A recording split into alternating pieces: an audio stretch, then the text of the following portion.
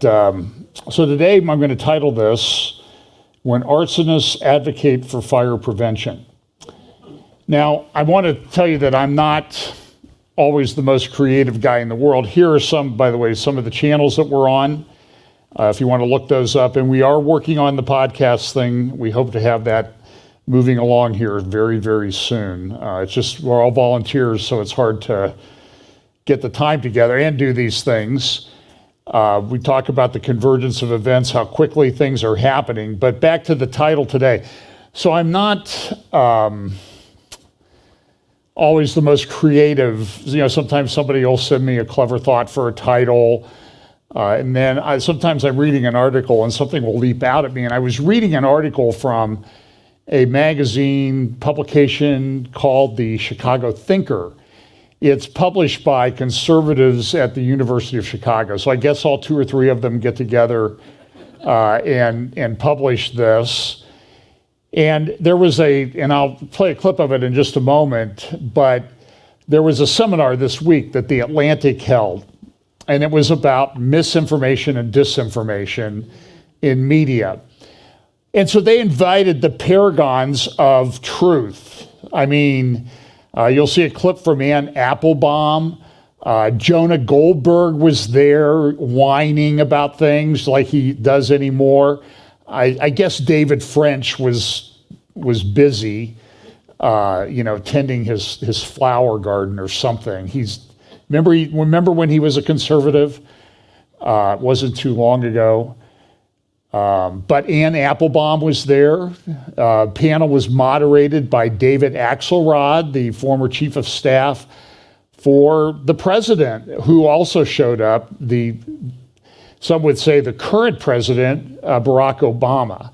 Now, I'm going to show some mercy on you. I'm not going to play the clip of Obama, but you can find it if you just go to YouTube and look for Atlantic, Chicago, misinformation or disinformation in media. You'll be able to find the videos. And so in response to that, and I'm grateful for these young conservatives and thinkers that go to these conferences and ask people questions and demand an answer. And so after that, I don't remember who wrote this at the Chicago Thinker, but I thought this was good opening, and this is where I got the title from. Have you ever wondered what it would feel like to attend a fire prevention speech delivered by an arsonist? Or perhaps a child safety seminar led by a pedophile? Or somebody from Disney? Or the new Supreme Court justice? Well, that's exactly what it felt like Wednesday during the University of Chicago's Conference on Disinformation and the Erosion of Democracy, featuring some of the greatest promulgators of disinformation and illiberalism in American history. So bravo, that's somebody, and you'll see the question asked by one of these young lions, I guess, is that we talk about. But we talk, this is sort of the grid that I use, acceleration, convergence, logistics, and understanding, as we kind of started to piece all these different Bible prophecy passages together. And as we get closer, of course, hopefully, we'll be able to understand, because this is what it talks about in Daniel chapter 12, verse 8. And I heard, but I understood not. So Daniel, he didn't understand. He's watching all these things. What's going on? Then said I, O my Lord, what shall be the end of these things? And he said, Go thy way, Daniel, for the words are closed up and sealed till the time of the end. Many shall be purified and made white and tried, but the wicked shall do wickedly, and none of the wicked shall understand, but the wise shall understand. And leading up to that, there's also this passage we talk about a fair amount here, and they that be wise shall shine as the brightness of the firmament. So when you understand that we live, and I think we can say we live in a pretty dark world. But they that be wise shall shine as the brightness of the firmament, and they that turn many to righteousness as the stars forever and ever. But thou, Daniel, shut up the words and seal the book even to the time of the end. Many shall run to and fro, and knowledge shall be increased. And we know that on a secular level,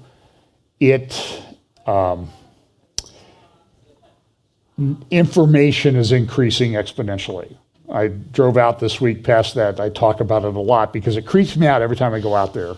I appreciate the people who are working out there, but the Facebook server farms out there on Beach Road in New Albany, and then across the road now, they're building, Facebook has 6 buildings, either built or under construction. The 6th one is supposed to be, my understanding, is dedicated to artificial intelligence. Each building, I'm going to guess 6 stories tall, maybe 5, 6 stories tall, but 1,200 feet long.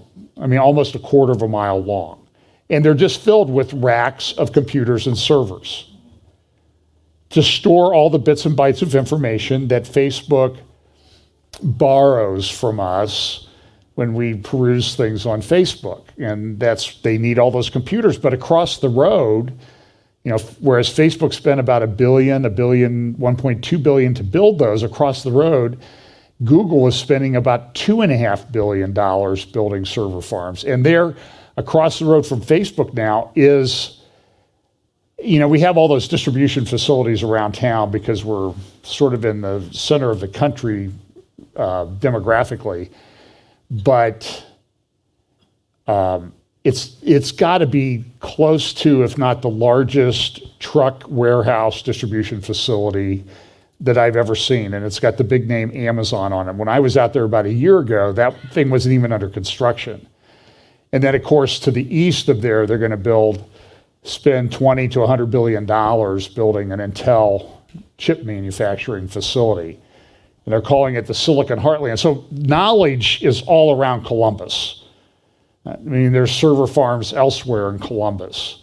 I hear it's because we're near the main branch of the internet trunk lines, and they sort of intersect, they sort of parallel Interstate 70 and 71, and they intersect in some place in a secure building around downtown Columbus.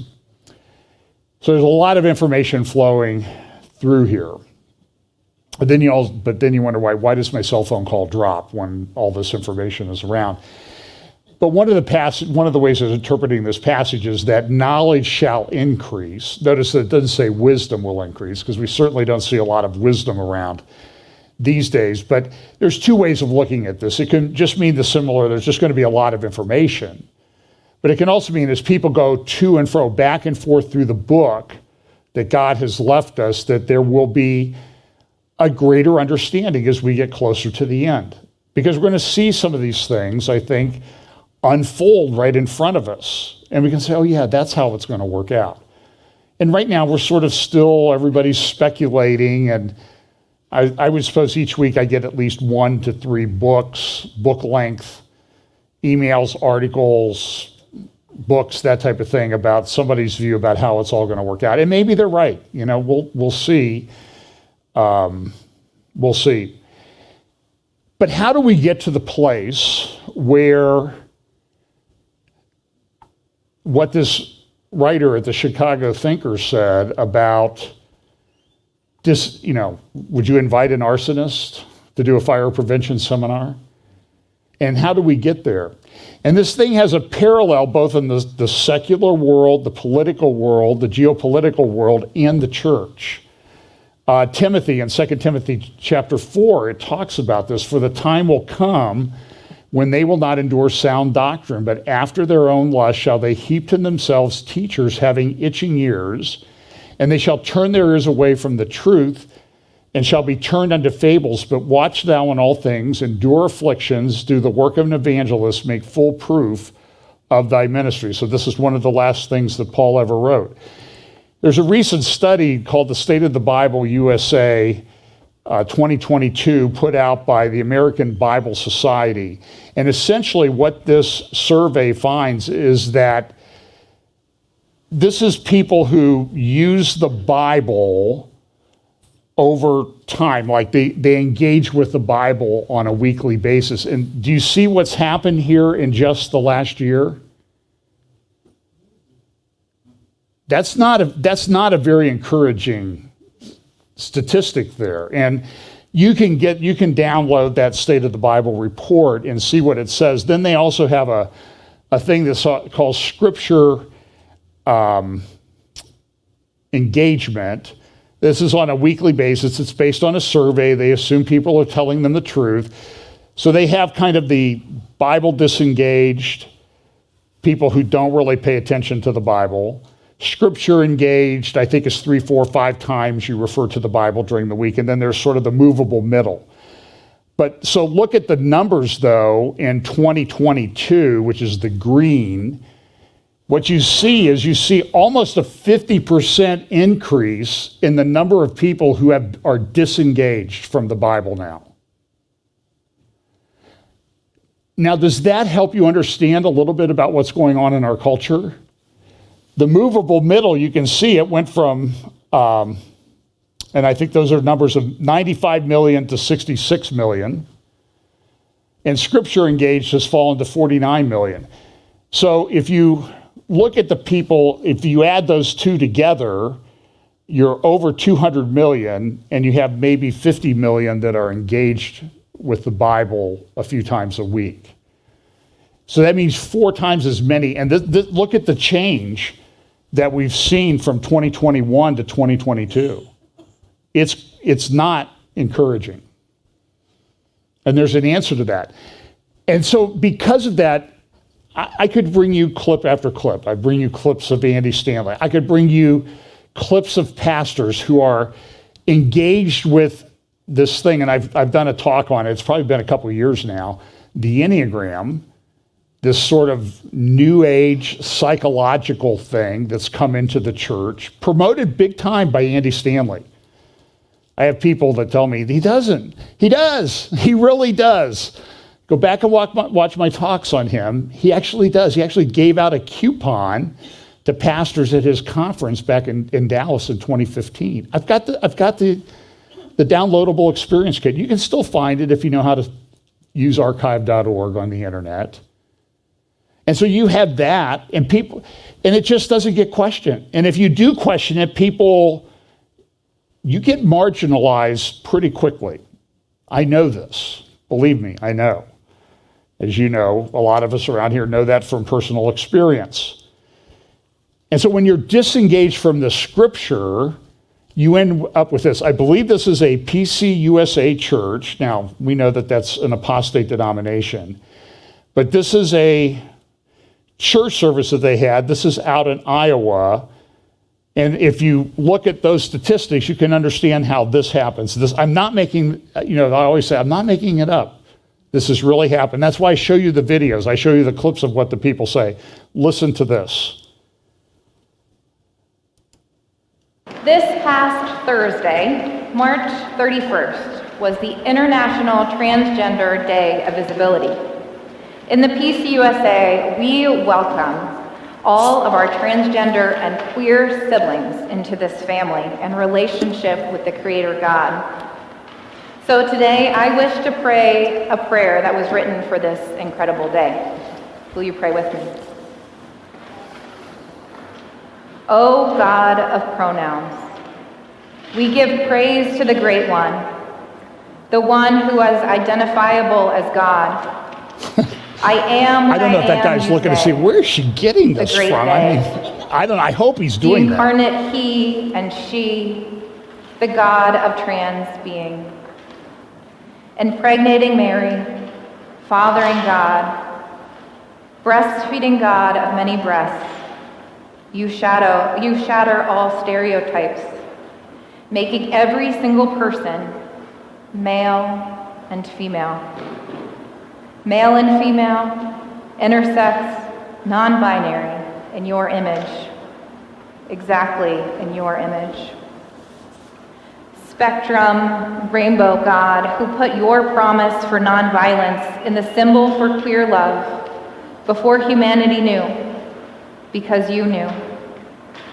Who had Joseph, who could not sleep with a woman in a beautiful lady's cloak, perhaps of rainbow colors. Maybe he's wondering if a lightning bolt is going to hit. I'll let that go. God of pronouns. But you understand that this is a problem. This is a symptom. Now, I'm going to show you some things. Now, I did a midweek update this week.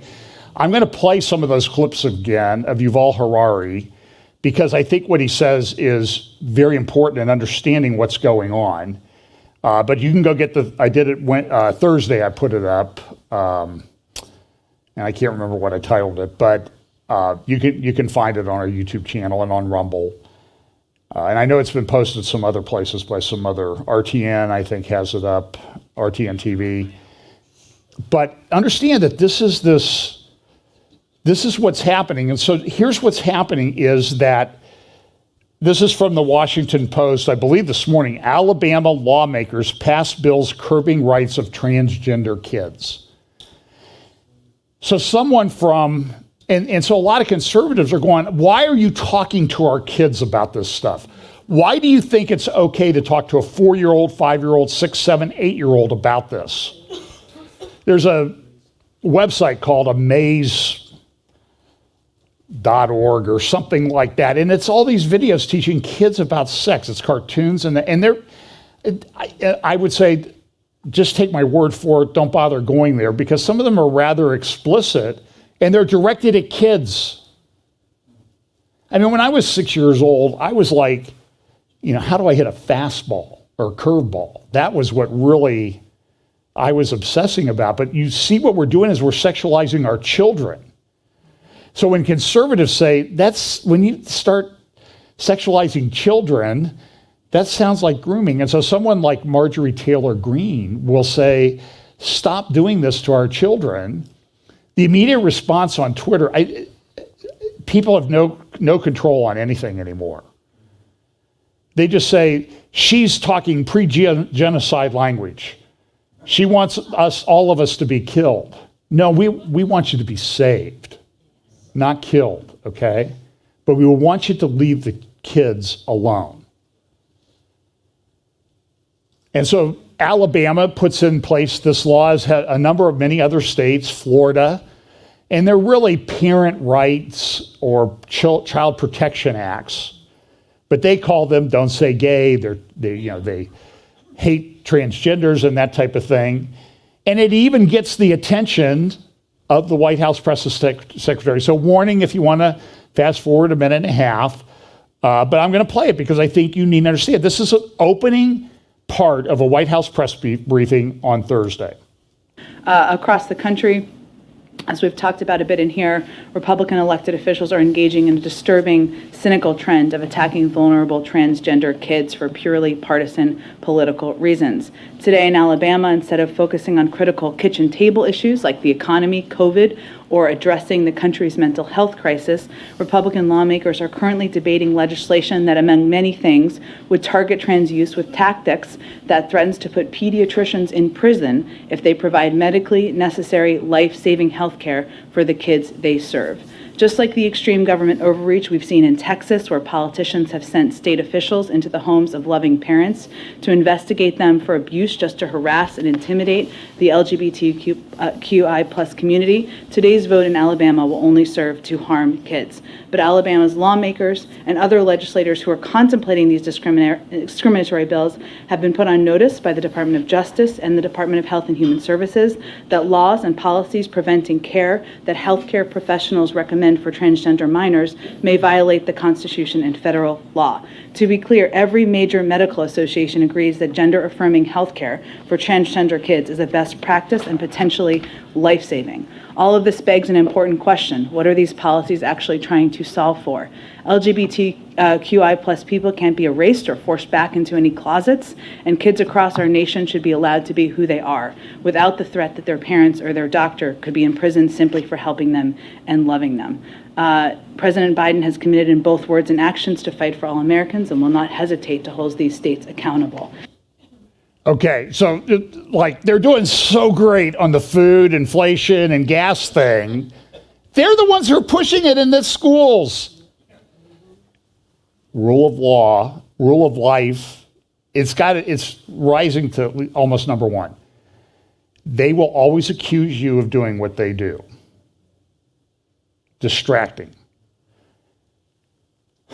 And they're tearing it all down. So I stand by my title, when arsonists advocate for fire prevention. This is a perfect example of it. Imagine what she's going to be like when she gets over to MSNBC, where she doesn't have any brakes on her. I'm serious. So the rule that she talked about, the U.S. Justice Department, the Department of Justice, it needs to be renamed. They put out a letter saying, listen, all of you states who are enacting these laws, we're going to come after you. You're discriminating against these people because you won't prescribe off-label drugs. I thought we weren't supposed to do that in America anymore. None of these drugs are approved for this. None of these drugs have had long-term studies done. And they're giving them to kids.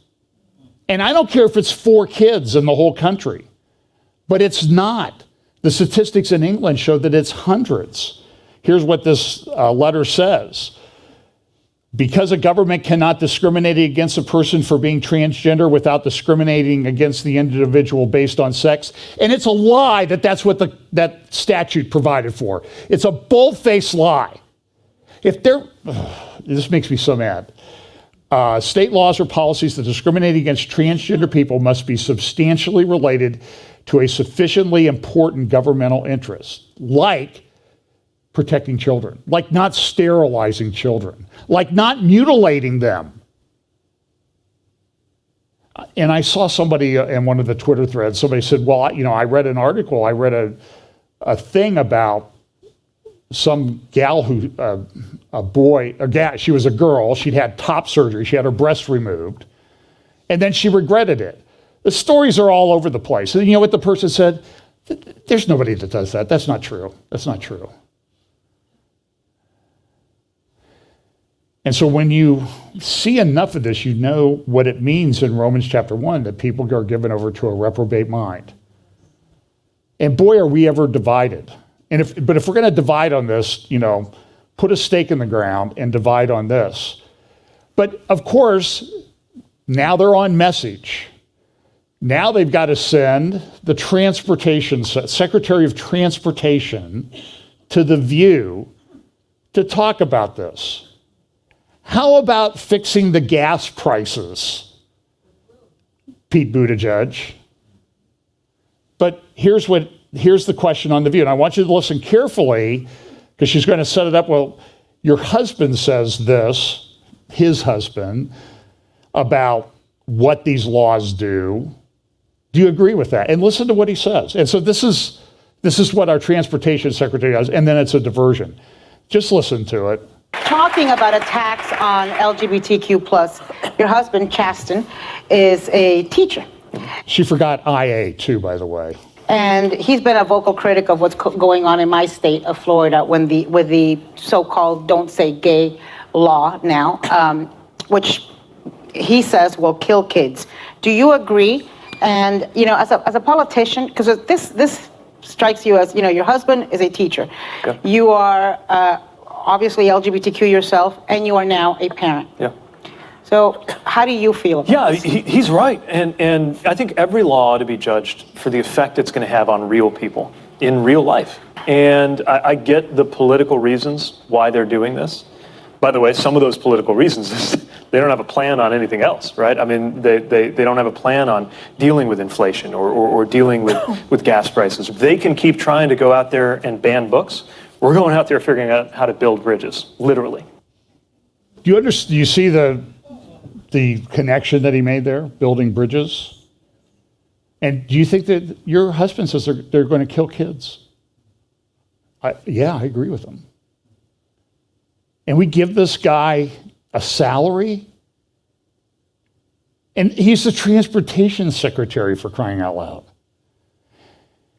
Listen, you could dispute the studies, but Peter McHugh came out. He was the lead psychiatrist at Johns Hopkins University, where they did the first transgender sex change operations in the world. And they did hundreds of them. They stopped doing them. Why? Because they found that the people that they had done, he talked about it in the Wall Street Journal, he's done articles, there's a pediatric association, there's videos, they haven't been taken down yet, on YouTube that you can find. He said they're 22 times more likely to commit suicide if they have these surgeries than if they don't. There's whole studies have been done in England. You don't think it's real? The Daily Caller was able to get access to some emails of a Texas teacher, 4th grade, in Austin, Texas. And they found, looking through her emails, you can find the article at Daily Caller, she claimed that 20 out of 32 students in her class, 4th grade class, identified as LGBTQ.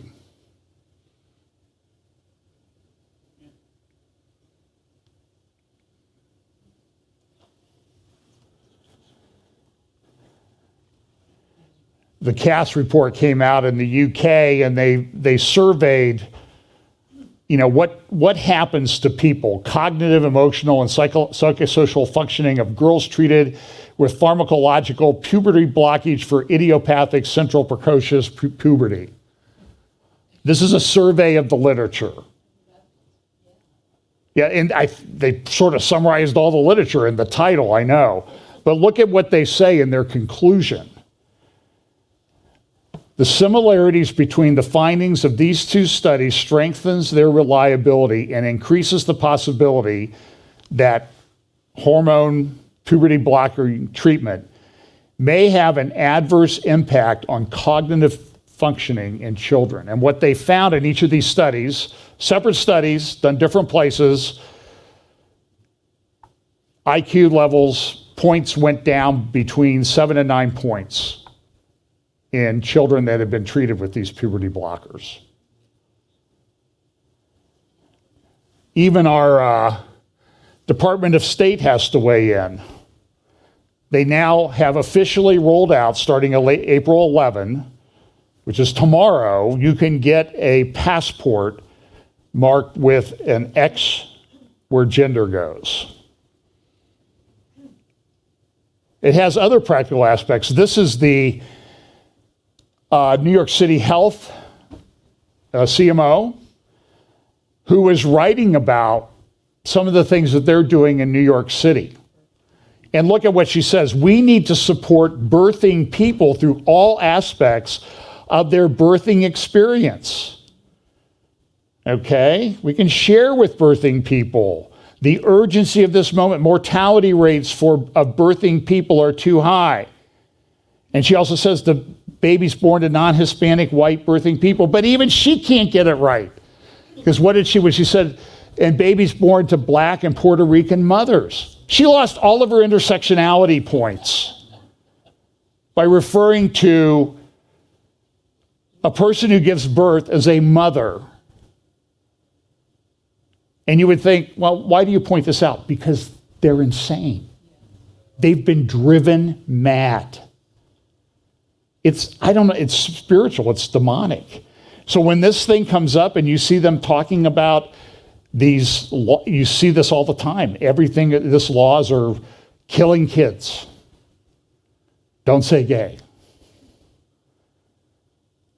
And the answer is, you know what? What people want those laws to do is to stop abusing children. That's what they want. Now, it doesn't save the kids. You still got to teach them about the Lord and that type of thing. But listen, you've got an obligation to protect your kids, right? You don't let your kids play out on the interstate. It's dangerous. David Brooks, writing in the New York Times Sunday Review section this morning, talked about the fact a new world takes shape. The culture wars have gone global. And we saw this week. There was an election in Hungary, and Viktor Orban won by a pretty wide margin. I saw an interview with David Goldman, who used to write under the name Spengler at Asia Times, really one of the more intelligent people I've seen. And he did a hour and 15-minute discussion with Caroline Glick this week about things going on in the world and Ukraine and Russia and everything. But at one point he said, he said Orban he's met him, and he says that he's one of the most intelligent people I've ever met. Now that's something coming from David Goldman. who's one of the most intelligent people I've ever read. And part of what Orban is trying to do in Hungary is restore these values. Now, he's taken, by the way, he's been neutral on the Ukraine-Russia thing. So what is he labeled? What is he called? Oh, you're pro-Putin. You're a Putin lover. And you can't have a discussion that one of the quotes in the article, you can go read it, is with 44% of American high school students reporting persistent feelings of sadness or hopelessness, our culture isn't exactly the best advertisement for Western values right now. So David Brooks is right. We are in a global cultural war. It's a clash of civilizations.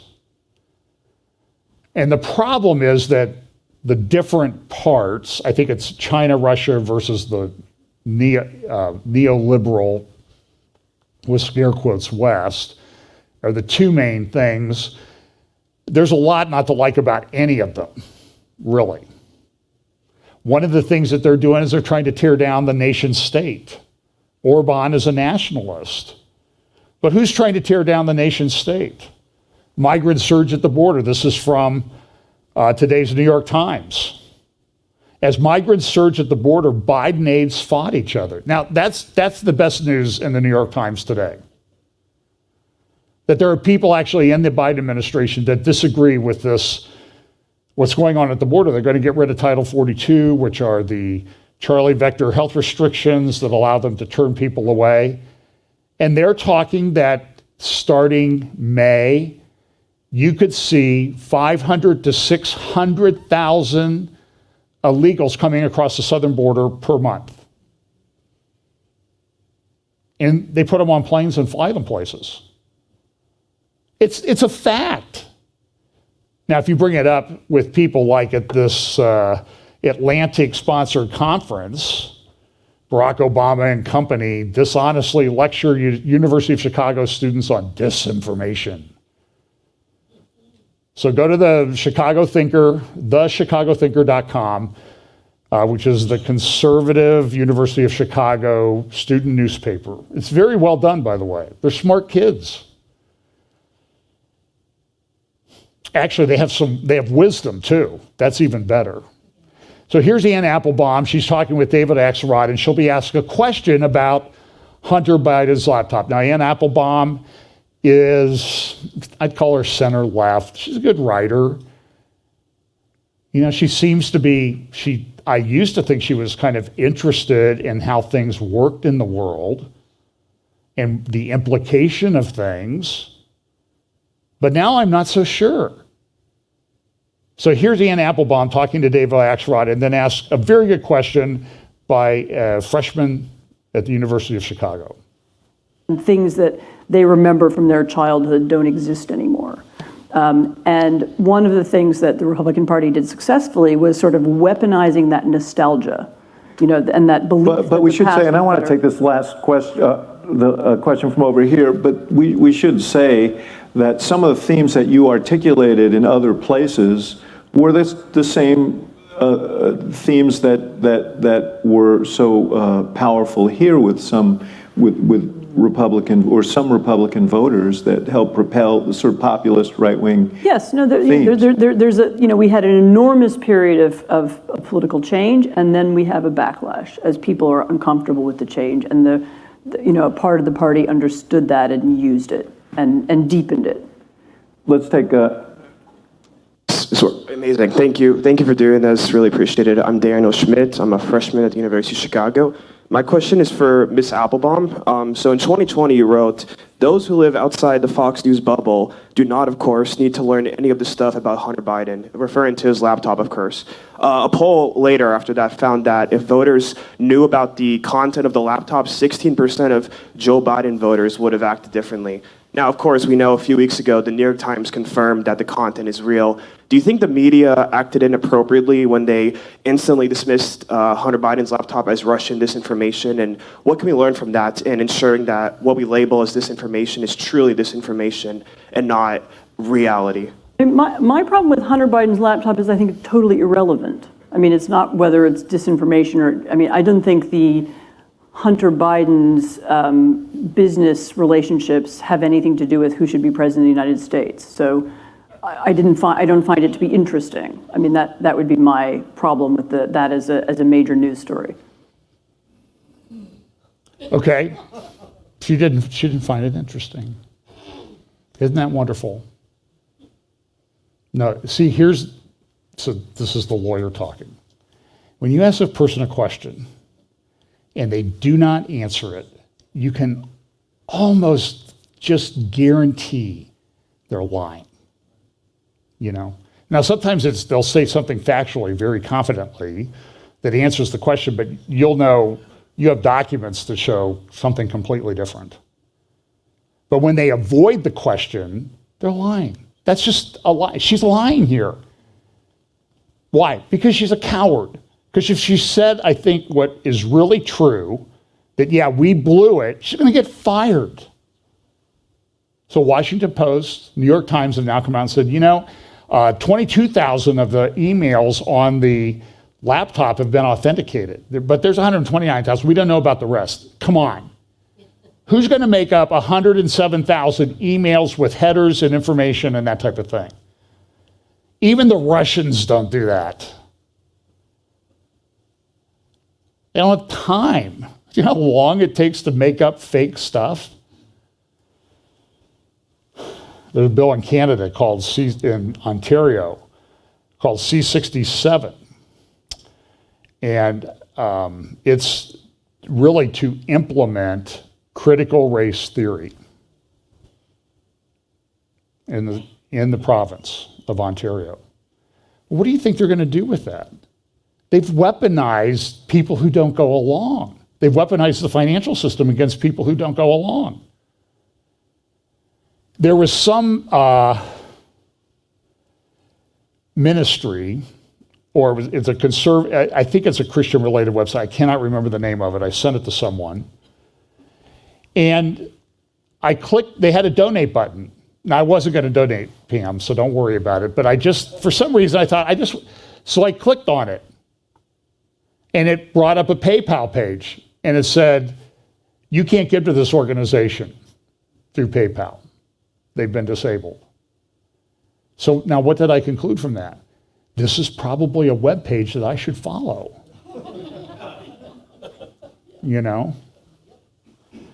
So it's just some things going on in the world. Shanghai, Shenzhen, over 50 million people locked down in Shanghai. Told to stay inside for 7 days. I'm going to show you a couple videos. On the left is a video taken of somebody just in an apartment. They've huge tower. Shanghai's one of the largest cities in the world, 25, 26 million people. So they live in high rises. These are people who've been locked down. They're not allowed to leave their place for 7 days for any reason.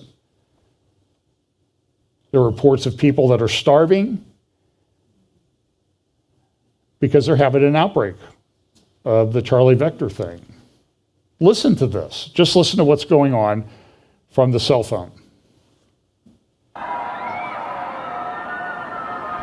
这个是这个来叫，完了终于200人，所有人都在叫，要命了！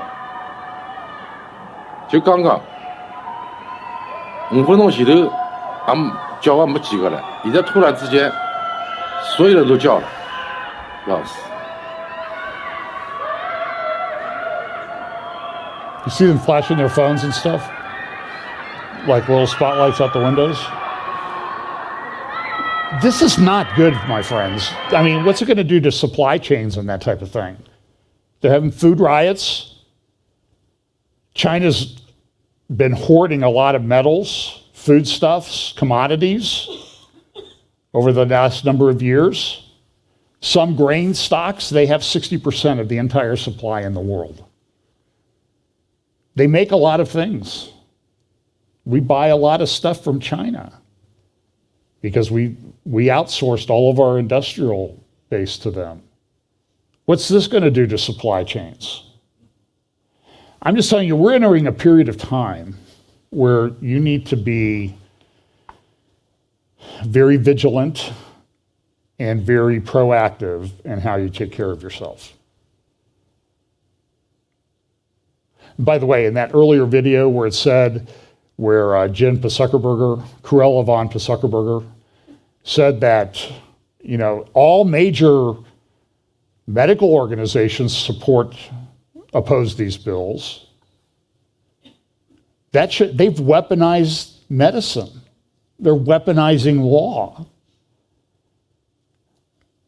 Now, I don't know that she'll have that much impact right now, but that judge on the U.S. Supreme Court, you know, if people are still around here in 30 years, she's going to still be on the bench. She's not going to rule any case any way that you like. I can almost guarantee it. So at the World Government Summit this week, or last week, and I played some clips, I just have another clip. This is one of the videos that they put up about the new world order. So immediately, you know, Glenn Beck did a video about it, and he got a tag on it. This might be conspiracy theory information. This is a slide from a video that they played at the World Government Summit in Dubai, United Arab Emirates, on March 29th, 2022. It is a fact. Here is a little bit of the video. There's no longer any doubt that humans are heating up the oceans, land, and sea by burning fossil fuels. The world has to overcome not only the damage done to our economies and our societies by COVID-19, it also has to confront the repercussions.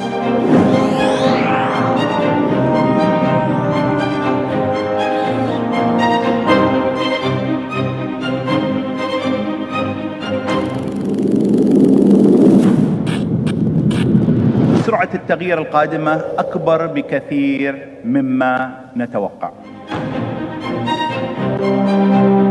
I see a future where the internet is available for free for everyone, and that means the location of power is going to shift. Decentralization of power structures everywhere may be the beginning of that shift in finance, in political power.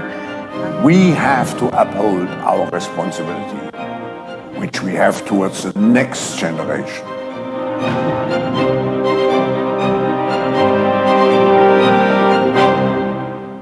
So that's their video. I'll just put it up there without comment. I mean, here's the screenshot from the video. Another one. This one, there is no planet B.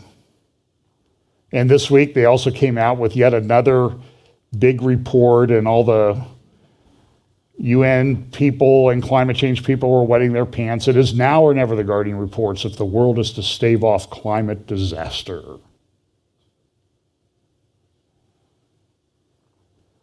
So I'm going to,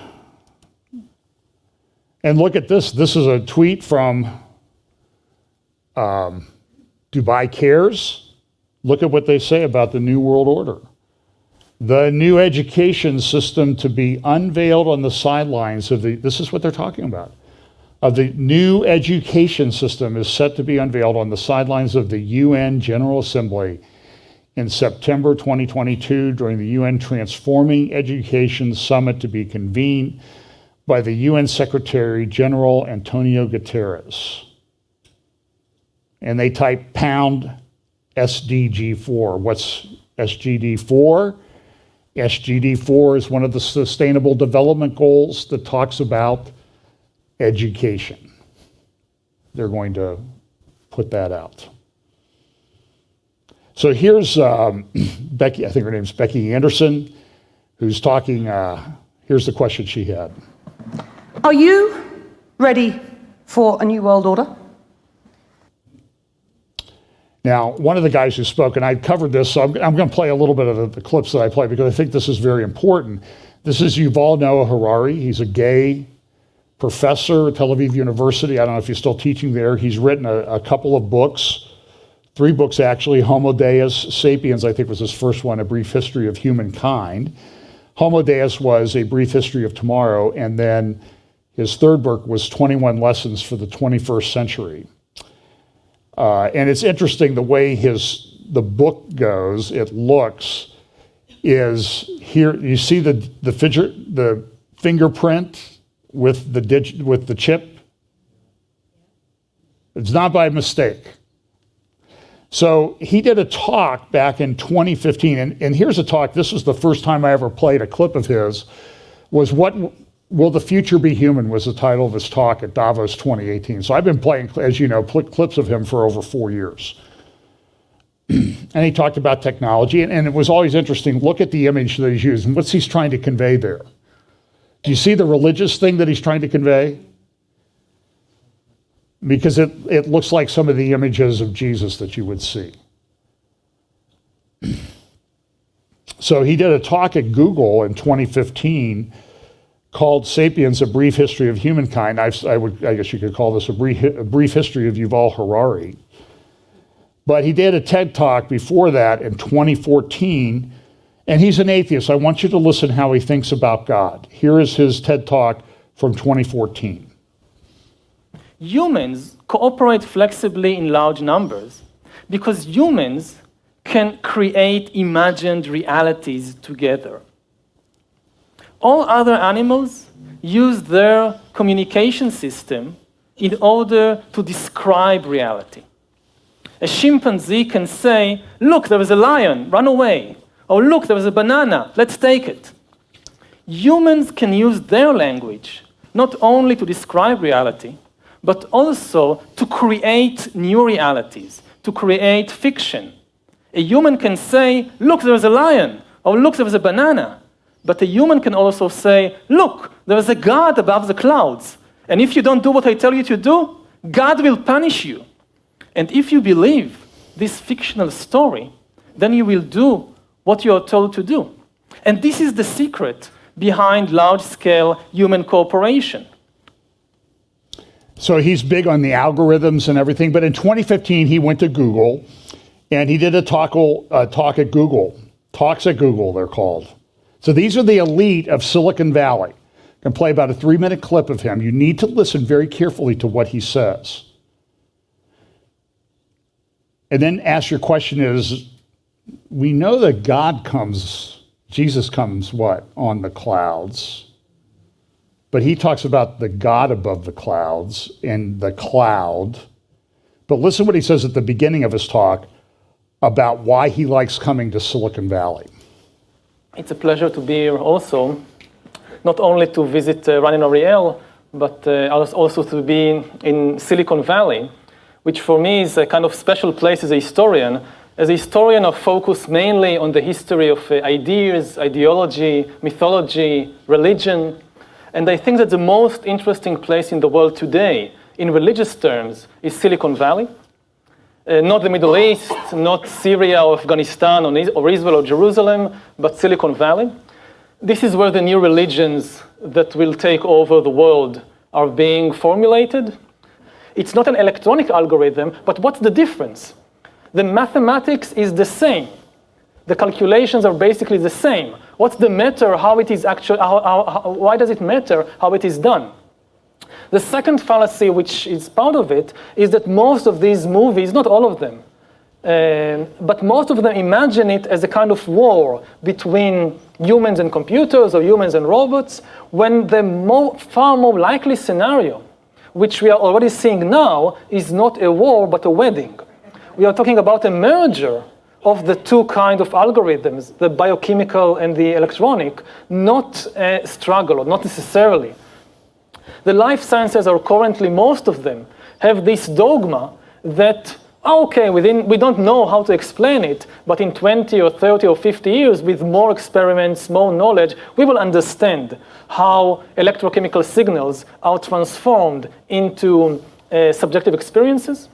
But at present, in 2015, this is just dogma. Still today, we don't have a clue how electrochemical patterns can turn into subjective experiences. Maybe the life sciences have got it wrong. Maybe humans and other animals are not reducible to algorithms. This is an open question. However, in historical terms, it's not as important as you might think. Because a religion or an ideology does not have to be correct in what it says in order to take over the world. We have many cases previously in history when religions and ideologies, which said what we think today to be completely erroneous things about the world, nevertheless managed to take it over. In scientific terms, the story, for example, that Christianity tells about the world, how the world was created, how humans were created, how things work in the world, it's not true. It's simply not true, at least according to science. But this did not prevent Christianity from taking over most of the world. So you don't need the truth to take over the world. Similarly, with these new data religions, maybe they are based on a misunderstanding of life, but this will not necessarily prevent them from taking over the world. So the algorithms, you understand, he's atheist. He does not like Christianity. I don't know him. You know, I probably could sit down and have, even he sold 40 million books. He should buy dinner if we ever have dinner. But I just see an angry, God-hating person. I hate to be so judgmental. I mean, he had another talk where he goes, wouldn't it be great if we had an app that you could just, take to a party? You didn't have to try to figure out if somebody was gay. You could just kind of look at the app and it would tell you if the person across the room was gay or whatever.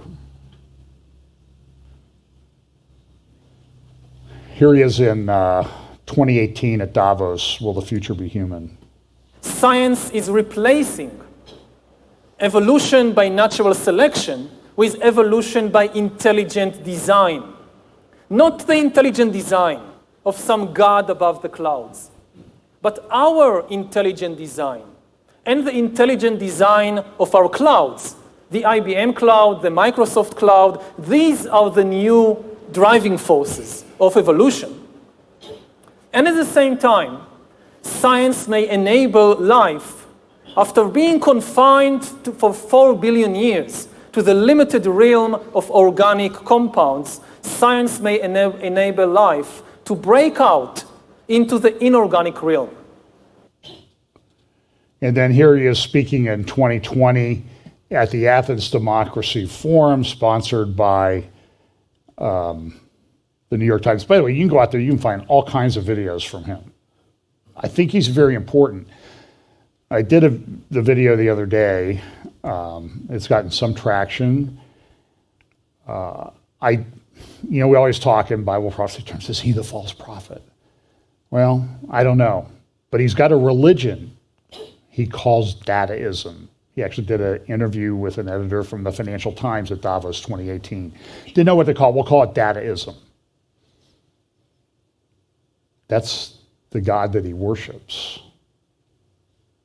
The big server farm, the big computer, the algorithm, and that sort of thing. And now, here's what he said about what's gone on, was starting back in 2020 with all of these lockdowns that we see continuing today. No, I think maybe in a couple of decades when people look back, the thing they will remember from the COVID crisis is this is the moment when everything went digital. And if this was the moment when everything became monitored, that we agreed to be surveyed all the time, not just in authoritarian regimes, but even in democracies. And maybe most importantly at all, this was the moment when surveillance started going under the skin. Because really we haven't seen anything yet. I think the big process that's happening right now in the world is hacking human beings, the ability to hack humans, to understand deeply what's happening within you, what makes you go. And for that, the most important data is not what you read and who you meet and what you buy, it's what's happening inside your body. So we had these two big revolutions, the computer science revolution, or the infotech revolution, and the revolution in the biological sciences. And they are still separate, but they are about to merge. They are merging around, I would say, the biometric sensor. It's the thing, it's the gadget, it's the technology that converts biological data into digital data that can be analyzed by computers. And having the ability to really monitor people under the skin, this is the biggest game changer of all. So what do you think? Do you understand where we are on this timeline? There's no going back to normal. I think I said at the beginning in 2020, boy, for the good old days of 2019, and then 2021, oh, for the good old days of 2020, and then early in 2021, I think I said, oh, for the good old days of 2020, and so how far are we getting into 2022 before we're saying, can we go back to 2021? And this is the way the world is with all of these things. Now, look, I'm not going to say too much about this. I will tell you this. I understand where people are coming from. I am not a fan of Vladimir Putin. Okay? I'm not a fan of Zelensky. I wish they could have worked this thing out beforehand. I think that the way the U.S. is moving, it's doing things, it seems to be prolonging what's going on there. People are dying. People are going into a crisis eternity by the thousands. Cities reduced to rubble. And, so this is one image that somebody put up was chessboard. And I found it interesting. I've made up a graphic similar to this for the Middle East myself. I found this video kind of interesting. Putin and the world leaders, you can see Biden and Johnson and some of the others there playing chess. And it's kind of humorous in a way, the way he plays chess. No, you can't do that. And so what does he do? So I think it's a very well done piece because it shows what's going on. I mean, here's a country with a tenth of the GDP of the United States that ranks 88th in the world in annual income, gross per capita income, and they've got all of these. I'm taking my chess piece to go home. So I think it's a funny video. Because I think it shows what's going on. And he's got nuclear weapons. He's got hypersonic missiles. And those are game changers. I don't know that he needed to use a hypersonic missile or a few in Ukraine. And the propaganda from both sides is unbelievable. But, so there's people killed in a suburb of Kiev, and the Ukrainian government comes out and says, look how terrible this is. And you see the dead bodies laying on the street. There's no doubt that this happened. And then the Russians come out and say, we didn't do any of that. We didn't do any of that. Now, they finally admitted that some of their top military personnel and generals and stuff are being killed. Question is, how many? Ukrainians say 19,000. The Russians don't say. If you talk about it as a war in Russia, you're put in prison. So it's very difficult to figure out what the truth is. I would just urge people to be cautious about believing anything that Vladimir Putin says. Really, anybody that's saying about this. I'm not on the ground there. I do hear from some people that give me a different story than what the Russian line is. And sometimes give me a different story than what the Ukrainians say. So yesterday there was a missile that was shot into a crowd waiting to evacuate in eastern Ukraine at a train station. 50 people were killed. And immediately, everybody's saying, oh, look at how mean the Russians are. Look at what they did. And then I'm getting emails from people saying, that was the Ukrainians did that. Now, they never cite me an article. So I researched, and I did find a person who posted on a Reddit page that, there was a serial number that indicated it came from the Ukraine stock of these missiles. But when I clicked on it, the post had been taken down. So is it true or not? I don't know. And then there's everybody on the internet's got to be the first one to talk about it rather than being the first one that's right. So let's see how this plays out, okay? All I know is that the world order that we knew a little while ago has changed. And now there's this battle for who's going to control it. But there's impacts from this. For example, the conflict worsens Russia's population crisis. Russia has a demographic problem. Peter Zahn, who I think is a pretty good geopolitical analyst, I played you a clip of his the other day, or a couple weeks ago, and he said Russia really, if they're going to do this, they needed to do it now because they have a big demographic problem. The word that I get from military people is that 40% of the Russian military is Muslim right now. They brought Chechen Muslim militias into Ukraine.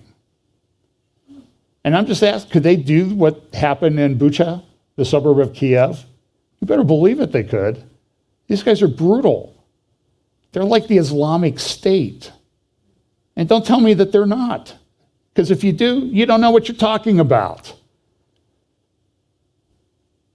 If you want to talk about, neo-Nazis in Ukraine, that's fine. There are some, I'll admit that. But you understand the Chechen rebels? Do you remember the attack on the school? Now those people flipped over to the pro-Russian side. The attack on that school in Chechnya, what was it, 300 died, children? It held them for a couple weeks. So don't tell me I don't know what I'm talking about. Look at how the population, if you could see how the population is aging, and the younger people, look on the male side, that's shrinking.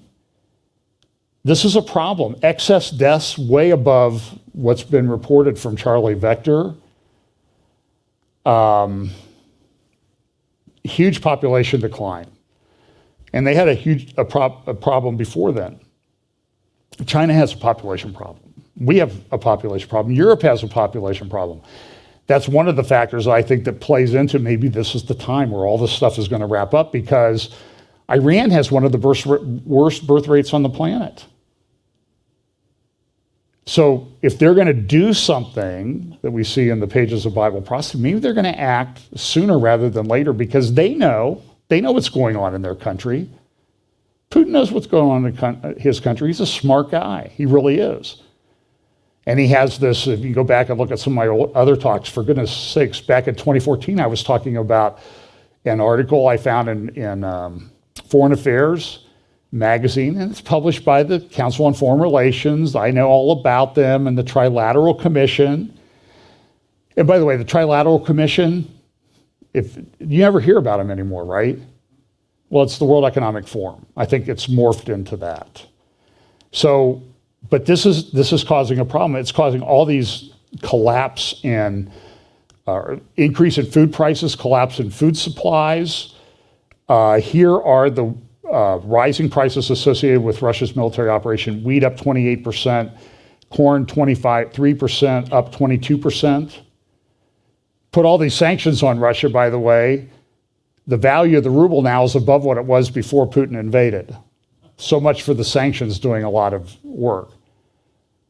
And I think it was in the Financial Times I saw an article that said that Putin's going to reap a windfall just in the near term of $321 billion because of the increase in the price of oil. Germany comes out and says, Aldi's going to be raising a lot of its prices 20 to 50% per item. They're talking about rationing in Germany. They're talking about rationing in the Netherlands. Sweden and Finland are looking at what's going on, and they want to join NATO. Now, they've tried to stay out of it for all this time. They live on the border. They don't like what's going on. The Baltic states, they don't like what's going on. They're concerned. Poland is concerned. And then you have this guy named Alexander Dugin, who is identified as Putin's Rasputin advisor, who talks about this great Eurasian landmass from Vladivostok to Britain, controlling the world island. That comes out of a geopolitical study by a geography guy named Halford Mackinder back in the early 1900s. We've talked about that before. We've talked about that for 15 years. These are the top wheat exporting countries in millions of tons. You see Russia, number one, US, Canada, France, and Ukraine. So add Russia and Ukraine together, and it says 30% of the world wheat exports are provided by Russia and Ukraine. And what's the articles that I'm seeing today? No grains leaving Ukraine or Russia right now, because they can go by ship. Can't get it on a ship, go through the Black Sea because they can't get insurance. Another one that's big is sunflower oil. Look at this. So 52% of the global export market of sunflower oil production comes from Russia and Ukraine. 50 countries depend on Russia and Ukraine for 30% or more of the grain and oil seeds they import. Wheat is the staple food for over 35% of the world's population. All of the countries in the Middle East get about over 50% to 80% of their wheat from Russia and Ukraine. If that's not planted this year, there are already a couple places in the world, Peru, which I think supplies a lot of fruits and vegetables to the United States. I see this comes from Peru in the store all the time. Having food riots. Sri Lanka, food riots, debt crisis. Here it says Egypt, Turkey, Bangladesh, and Iran are the world's top wheat importers, buying over 60% of their wheat from Russia and Ukraine.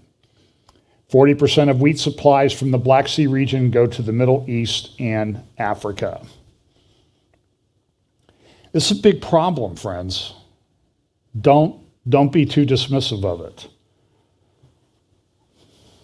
This is the darker areas are bigger wheat producing areas in Ukraine. Right now, I don't know what his he doesn't share with me his strategy as to what he's trying to do. There's been somewhat of a retreat in these regions in the Middle East, or in Ukraine. And I don't know, it appears they're concentrating on the east. And some people think this is what he wanted to do all along, is take over the eastern part of Ukraine, which is where they have a lot of their coal, other minerals, and wheat production. And he'll just take control of that. By the way, nobody's messed with the gas pipelines that go across Ukraine. Why? Because, well, Ukraine supposedly was getting money from that. I don't know if they can get that. If the whole thing is it's just one big, crazy mess. Will there be a backlash against the dollar? Who knows? So I'm going to skip ahead a little bit. Look, over the past few weeks, there have been a lot of terrorist attacks in Israel. This is very disturbing. It's a major crisis. In the meantime, though, they've been having these peace conferences. They had one with Egypt. Israel had one with Egypt in the Sharm el-Sheikh down in the Sinai, and then less than a week later, one came together with people from 4 Arab countries, United Arab Emirates, Bahrain, Morocco, can't remember the other one, in the Negev. And so things happened there that were in conjunction with that. And one of the mistakes, and understand that there's this Abraham Accords. You got to learn about the Abraham Accords because they're very important in all of this end time thing, I believe. And we talk about it. There's this heavy economic component to it. And that concerns me. And some of the people that I know that teach Bible prophecy, they're concerned about it too. I mean, we're all for peace, right? We all want economic prosperity. But if you look at Psalm 83, and we can argue whether that's a prophecy or not, but there's a certain treachery about it, behind these countries. And it just makes me very suspicious as to what is going on. And so here they are meeting, and then what did they do here is they've invited Tony Blinken to come to these meetings, to meet with them. I mentioned Caroline Glick's article about this from Israel Home a week ago Friday. She said this in the article: in a situation where the Arabs of the land of Israel, in Gaza, Judea, Samaria, Jerusalem, and the Negev, the Galilee, and the Dam Block are unwilling to accept the Jewish state at any border, the concept of division into two states is hostile to Israel. And now what do we have? We have the situation where the Israel government has essentially collapsed. I don't think I have a graphic on that. It was 61-59, and a member of the Yamina party, Naftali Bennett's party, left the coalition, which means it's 60-60, and now they may be headed to new elections. And this, if you notice, if you follow world events, you'll notice that there's a lot of turmoil and everything is confusing. Here's a picture of the electrical system in Lebanon. And that's kind of a good picture of what is going on in the world, right? It's a mess. So here's a few clips. So they have this thing, they have the thing in with Egypt.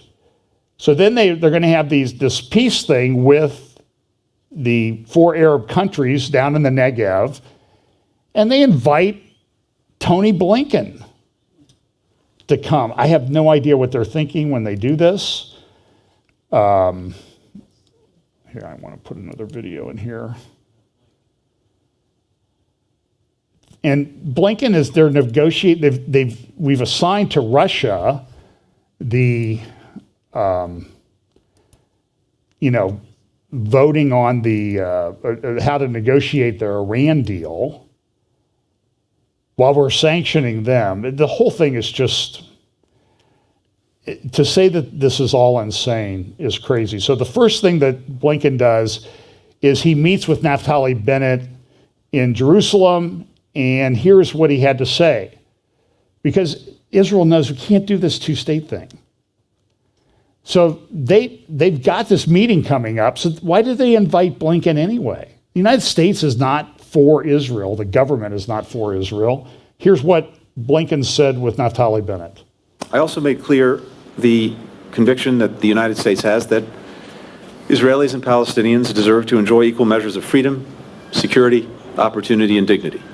And that's one of the principal reasons we support a negotiated two-state solution. Look at Our administration is also rebuilding America's relationship with the Palestinian Authority and the Palestinian people, something I'll continue to do today in Ramallah with President Abbas and in East Jerusalem with leaders of that community's vibrant and diverse civil society. We're increasing humanitarian assistance to the Palestinian people, totaling... So I don't know why he just stood there. I mean, if he really cared about Israel, grow a spine, man. You were in the service. I've seen you talk boldly to CNN. Tell this guy, we don't agree with anything you're saying. Go home. So what did they do? They went to see Mahmoud Abbas. I had a very productive meeting, got to meet with him in Ramallah, and this is a short clip of what he said when he was in Ramallah with Mahmoud Abbas. At the heart of all of this is an ongoing, enduring commitment to the basic principle of a two-state solution. So there he goes again. So they go down there, they have this meeting, it's all handshakes and that type of thing. David Wormser has a great couple articles. And he said, listen, what the Arabs are looking for is the strong man. And they used to believe it was the United States. They don't believe that now. So now they're looking to Israel. And Israel had a perfect opportunity to do this. And so Blinken comes and goes, well, yeah, we support the Abraham Accords and all that. But, we got to say this. So here is part one of Blinken's comments at the Negev Summit. Let me begin by joining Yair and all of my colleagues in condemning the horrific terrorist attack last night in Hadara, which killed 2 border police officers, both just 19 years old. On behalf of President Biden, the American people, we extend our heartfelt condolences to the loved ones of the victims, Yazin Falah and Sharil Abu Karat. No family should have to experience such loss. And we stand in absolute solidarity with our friends and partners against. So again, Yair Lapid, who will soon probably be the caretaker prime minister if they move towards elections. And then this is so they have this thing set up perfectly to further the Abraham Accords. And here is what Blinken said with all these Arab foreign ministers there. Abraham Accords are making the lives of people across your countries more peaceful, more prosperous, more vibrant, more integrated. They're allowing governments to focus their energies and attentions on the issues that are actually affecting the lives of our citizens and making them better. The United States has and will continue to strongly support a process that is transforming this region and beyond. We'll help to strengthen the bonds between Israel and its circle of friends, both those with which it has normalization agreements and those with which it has long-standing peace treaties, like Egypt and Jordan. To name one example, later today, officials from the United States, the UAE, and Israel will launch the Religious Coexistence Working Group to counter intolerance and promote understanding. And will help widen this circle of friendship to include other countries interested in securing greater peace and prosperity for their own people. As we do, we have to be clear that these regional peace agreements are not a substitute for progress between Palestinians and Israelis. One of the issues we discussed today was how countries involved in the Abraham Accords and normalization, as well as those that have long-standing diplomatic relationships with Israel, can support the Palestinian Authority and the Palestinian people in concrete ways and have a positive impact on the daily lives of Palestinians in the West Bank and Gaza. So this is an article from in the Jerusalem Post, and it just says that, you know, we got to go through Washington to get this regional alliance on track to oppose Iran. But we're not doing anything. There were a number of editorials. This is in the Saudi Arab News. Dire need for an Arab NATO, which is something that Trump had come up with back about 2018, I think. And then that sort of was the foundational thing that led to these Abraham Accords. And you notice the other thing that Blinken said was part of this agreement, the religious aspect, tolerance, Abraham House of Faiths, that type of thing that we've talked a lot about. You see how it's all connected? So this author says this: with the political and security changes currently taking place in the world and the expected future alliances, it has become necessary for the countries of the Middle East and North Africa to make essential security and military decisions to maintain the region's stability. The implications of the Russian invasion of Ukraine, the unified international economic sanctions against Moscow, and the possibility of reaching a new nuclear agreement with Iran will definitely increase the extent and seriousness of the upcoming security challenges in the region. Reviving the JCPOA with the Iranian regime will open Tehran's money spigot, enriching its proxy militias in Iraq, Lebanon, Syria, Yemen, and maximizing their influence and atrocities against what the Iranian regime considers to be hostile governments and their innocent citizens. The U.S. and European conflict with Russia has highlighted the importance of NATO and protecting its members against any possible military threats. But then the question is, what are we actually doing? We're sending them some weapons. We don't have any troops. We don't have any military there. And I'm not saying that we should, but I'm just saying is you see how this impacts Ukraine, Russia impacts Middle East, which is significant prophetically. The idea of a Middle East security alliance, the author of this article in the Arab News says, is not new. It's been kicking around since the 1950s. The Baghdad Pact, which only had one Arab member, Iraq, alongside Turkey, Iran, Pakistan, and the UK, lasted about 2 decades. So she identifies a few problems. Not a true relationship of equals. The second problem would be the role of Israel, since Israeli-Palestinian issues will always complicate such an arrangement. And the third issue is the lack of trust between the countries in the region. And something needs to be done to fix this. However, she says, even with these valid points, an active Arab coalition is badly needed to deter the genuine Iranian threat and future Russian influence and interference in the region. They're looking for somebody to come in and solve this problem. Do you see that? A unified defensive military plan, the deployment of effective missile systems in the countries of this alliance, shared intelligence, and a ready-to-go multinational force would be ideal for securing the whole area and confronting radical terrorism. It is time for the moderate Middle Eastern countries to gain power by depending only on themselves and building joint capabilities to deter any threats coming their way.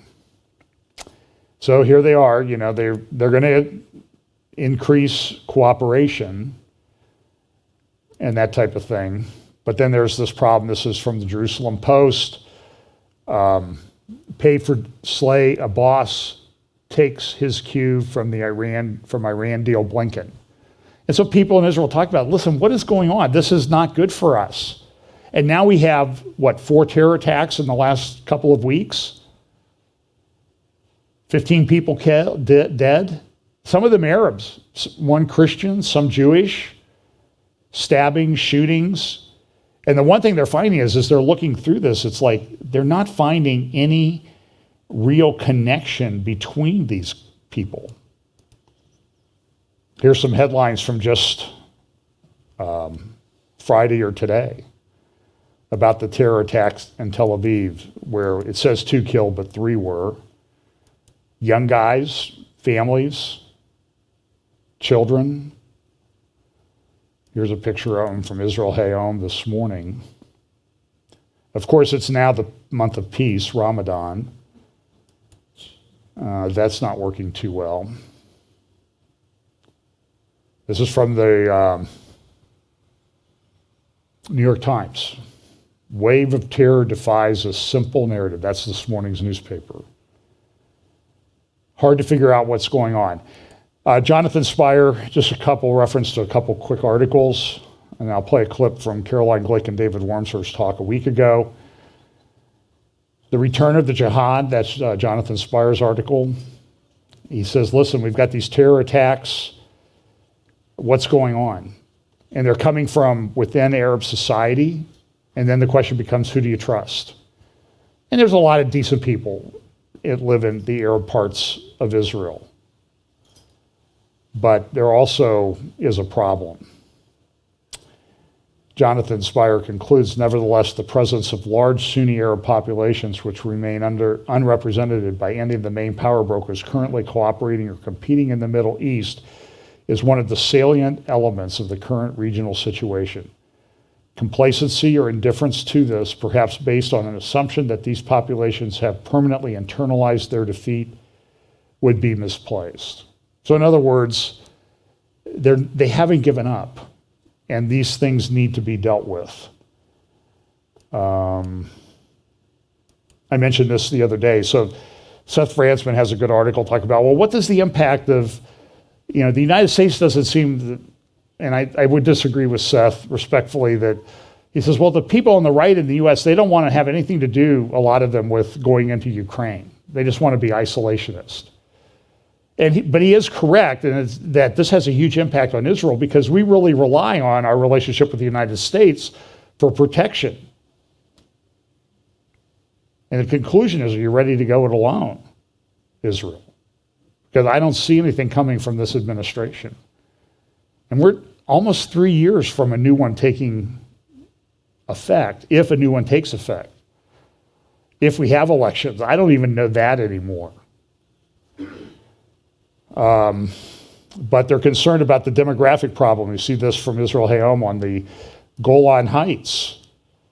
And so understand that there's a demographic shift that's taken place in the Golan. I mean, look at the cities. This is what Russia and Syria did to Damascus and Ghouta and Aleppo. Look at these pictures and tell me that this is Russia and Syria that did this. I don't want anybody to say that it was us that did it. These are barrel bombs used by Russia, and that's General Breedlove from NATO back 6 years ago testifying in front of Congress and said, look, this is why there's migration into Europe.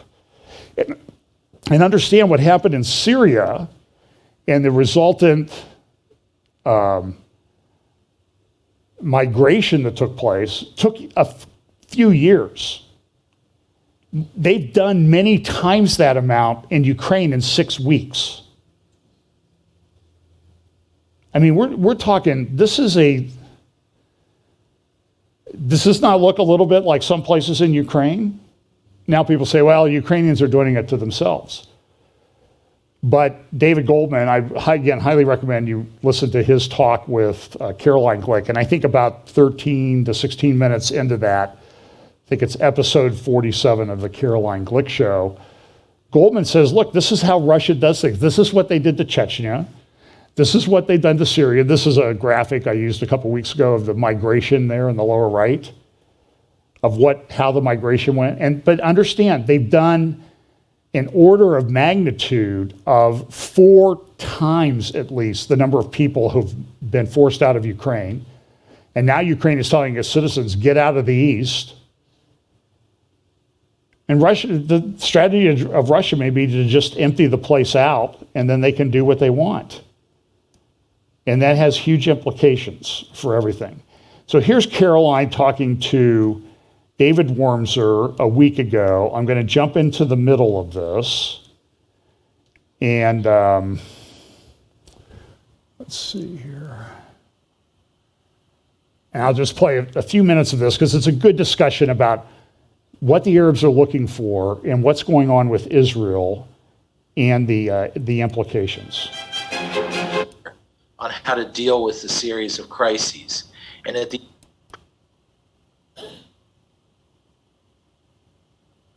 It's very small writing for an old man to read. It's so absurd that I thought that what he was really doing was providing an entree to Iran to become a dominant force inside of the Arab League, meaning that he was trying to make a separate peace with Iran at Israel's expense. I don't know if it was at Israel's expense. It was definitely a misstep. I think from their point of view, they're looking at the Ukraine situation, and they believe that Russia has been pretty significantly weakened. And they believe that Assad is looking at that and is terrified and is afraid that his patron, his protector, is in a very weak position.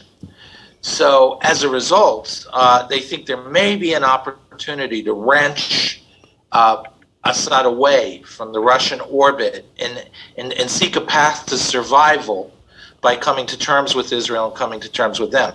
I think it's entirely unrealistic, partly because Assad has no choice but to stay with that, number one. Number two, I'm not sure the Russians emerged as weak as we think they have, or even as the Arabs think they have. And third of all, Assad has another option, which is to become more dependent on Iran.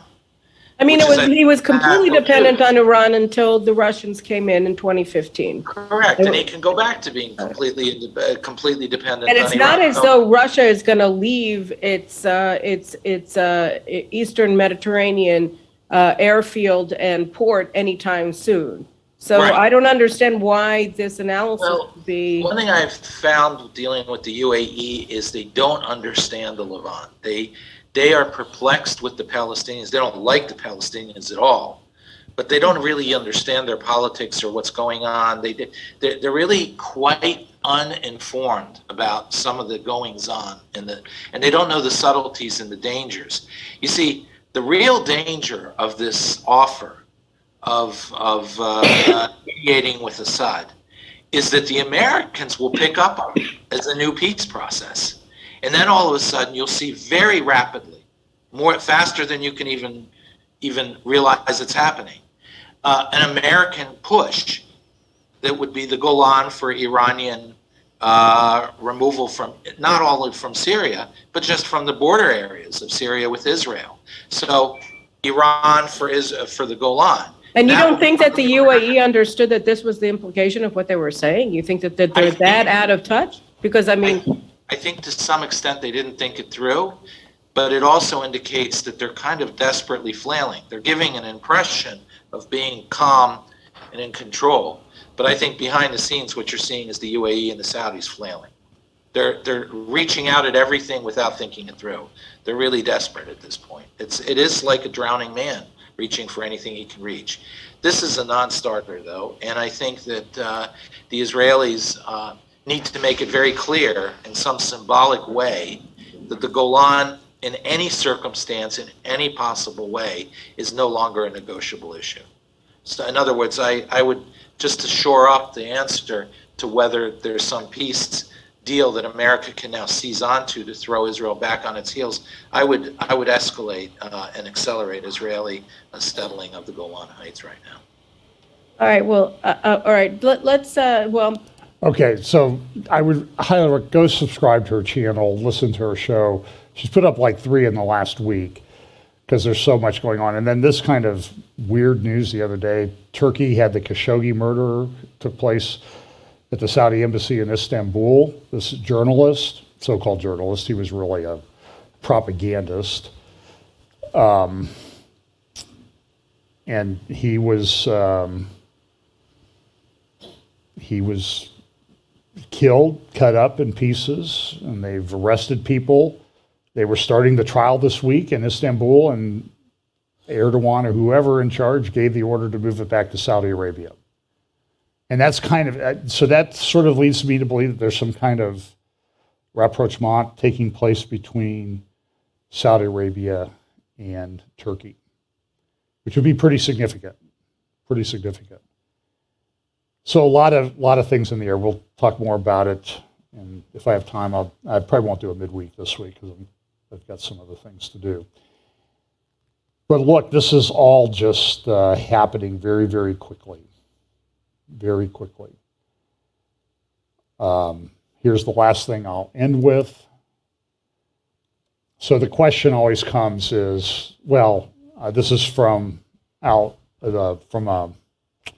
Arab newspaper, Al-Quds newspaper on April 8th. Israel intends to increase gas exports to Europe because Europe needs gas because Russia's cutting off the gas. And then some people link to this and say, oh, well, look, this is Times of Israel. The EU is funding construction of an Israel, Cyprus, Greece electricity cable, so we'll just do the gas the same way. But the gas is not going to flow soon. They don't have the liquefied natural gas facilities, either in the Middle East or in Europe. They can't even get our gas there. Okay, and we have more facilities than they do in the Mediterranean. So I don't see that this is a game changer yet. I mean, electricity, it's different. Gas, you're talking 9,000 feet deep ocean that these gas pipelines would have to be laid. That's years away. And it's going to take a while to build the facilities. Everybody is stuck in a big, big mess. And it's going to be very volatile. I do believe that there will be food shortages. There'll be supply chain issues. Act wisely. Act wisely. Okay, so look, eventually Jesus comes back and wraps it all up. And we look forward to that. But you need to stand firm, as Romans says. Stand firm in the faith and act like men. So a lot of examples this week of men who were not acting like men. And when I say men, I mean men. Very troubling. But look, God's in control, and I know things will, we know how it ends. So let's pray. Lord, we pray that you will comfort us, guide us with your Spirit, give us opportunities to share the gospel with those around us, and to try as much as we can to help explain the things that are going on in the world. And that you will calm us. We don't have the spirit of fear, but of power. And we just pray that you'll help us to remember those promises that you've made to us that are very comforting. And that we would rely on those and not some man to solve the problems. Bless us this week. In Jesus' name, amen.